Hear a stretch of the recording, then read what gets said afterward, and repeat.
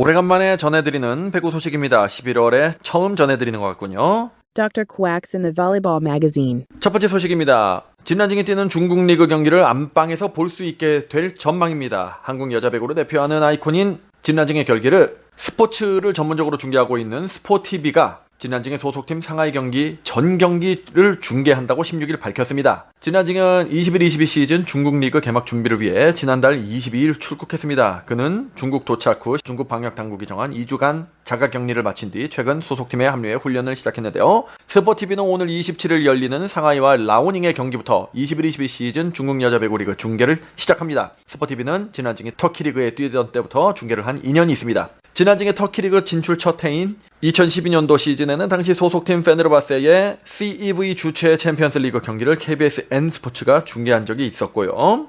스포티비 측은 도쿄올림픽 이후 진란징에 대한 배구 팬들의 인기가 더욱 높아졌고 중국 리그 중계 여부에 대한 관심이 컸던 것으로 파악됐다며 배구 팬들의 기대에 부응할 수 있도록 진란징이 출전하는 중국 리그 모든 경기를 중계하기로 결정했다고 전했습니다. 자, 그래서 요런 아주 반가운 소식이 들려서 국내 팬들이 진란징을 라이브로 아주 쉽게 접할 수가 있게 되었습니다. 시합을.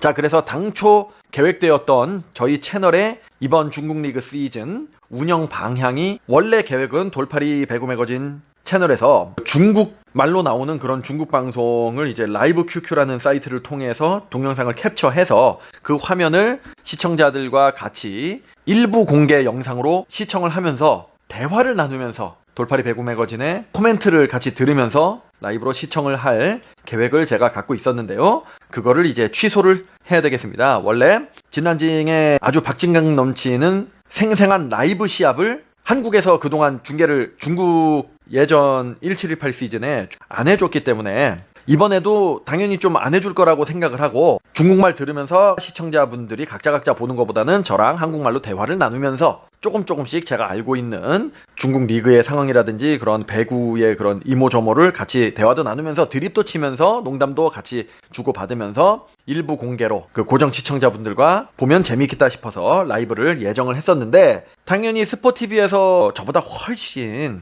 말씀도 잘하시고 해설자분이 누가 될지 모르지만 예전에는 유혜자 위원이 해설을 하셨었죠. 이번에는 좀 딴 분이 하실 것 같은데 해설자분과 아나운서, 캐스터 두 분이서 이렇게 한국말로 중계를 해주기 때문에 제가 굳이 할 필요가 없고 같이 그걸 그냥 보면 되고, 두 번째는 원래 스포츠 라이브 중계를 유튜브로 아무리 비공개라지만 함부로 하면 안 됩니다. 그러면은 AI가 그걸 걸러가지고 라이브 제재 조치가 오거든요. 그럼 채널에도 좀 불이익이 있고 그런 게 있습니다. 그런데 중국은 어차피 유튜브가 금지돼 있기 때문에 중국 내부의 리그에 대한 스포츠 시합 동영상은 지금 유튜브에 깔려 있잖아요. 마음껏 올려도 별다른 제재 조치가 없습니다. 그 상하이 스포츠라든지 CCTV5 이런 데가 스포츠 채널인데 거기서 유튜브 저작권 인공지능에 등록을 아예 하질 않아요. 파일 제출을 아예 안 하기 때문에 그래도 좀 비공개로 하면 좀 자유롭게 라이브 중계가 가능할 거라고 생각이 됐기 때문에 하기로 한 것이었거든요. 그런데 스포티비가 중계권을 가지게 되면은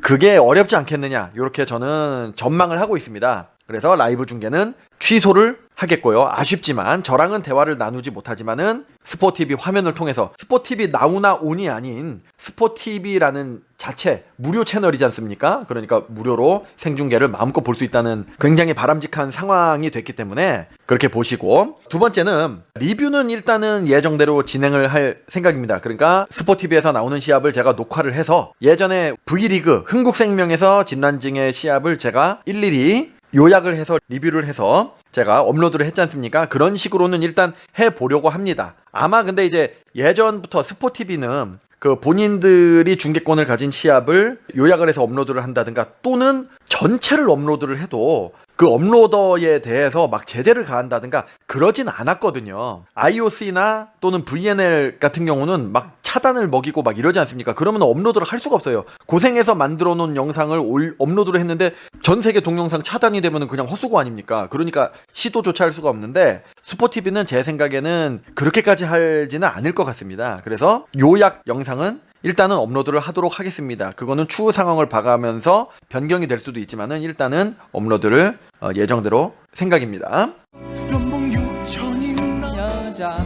네, 다음은 그리스 소식입니다. 지난달 그리스 프로배구 구단 PAOK 테살로니키에 합류한 연봉이 6천인 6천자매의 언니가 두 경기째 자취를 감췄어. 지난 11월 12일에 보도가 되었었습니다. PAOK 테살로니키는 11일 파나시아코스와 21-22 시즌 그리스 리그 7라운드에서 세트스코어 3대1 승을 거뒀는데요. 6천 동생은 이날 경기에도 선발 출장해 공격을 진두지휘하며 팀의 승리를 이끌었습니다. 고비마다 정확한 투수로 분위기를 끌어올리며 점수 차이를 벌렸습니다. 반면 6천 언니는 두 경기를 연속 결장했습니다. 그는 앞선 에버스모스와 4라운드에서 데뷔전을 치른 뒤 아마조네스와 5라운드까지 두 경기 연속 출장했으나 인상 깊은 활약을 보여주지는 못했다고 합니다. 지난달 24일 데뷔전에는 13득점을, 아마조네스전에서는 10득점을 하면서 무난한 성적을 남겼습니다. 이후 6, 7라운드 두 경기에서 자취를 감췄습니다. 팀 내 외국 선수가 많은 것이 걸림돌이 되지 않겠느냐라고 많은 추측을 했었는데요. PAOK에는 6천 자매를 포함해 밀라그로스 콜라, 피동 줄리엣 등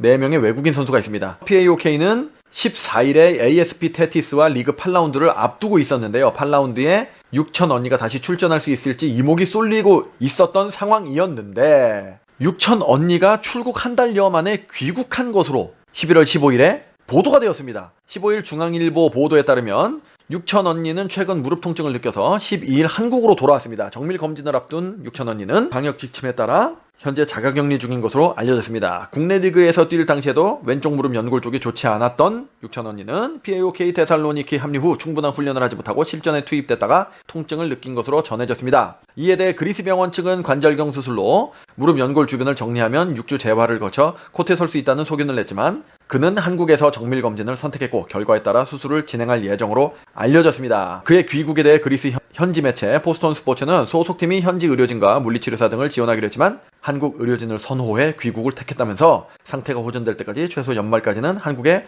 머무를 것으로 보인다고 보도했습니다. 한편 테살로니키 측은 CEV컵을 팀 창단 이래로 최초로 참가할 예정이거든요. 그게 챔피언스 리그 밑에 있는 바로 밑에 있는 단계의 유럽 대항전인데 그냥 저거랑 비슷하게 생각하시면 됩니다. 축구도 챔피언스 리그 밑에 유로파 리그가 있듯이 그거랑 비슷하게 CEV 세브컵이라는 것이 있거든요. 아마도 그 첫 경기에는 자매 중에 동생만 참가를 할 가능성이 높아졌군요. 제가 준비한 소식은 여기까지입니다. 중국 리그에 대하여 저의 채널의 운영 방향이 굉장히 많은 변화가 있었음을 말씀을 드렸는데요. 앞으로 좀 어떤 식으로 중국 리그가 진행이 될지 귀추가 주목되는 바입니다. 저는 다음 영상으로 또 찾아뵙겠습니다. 배구 매거진 돌팔이었습니다.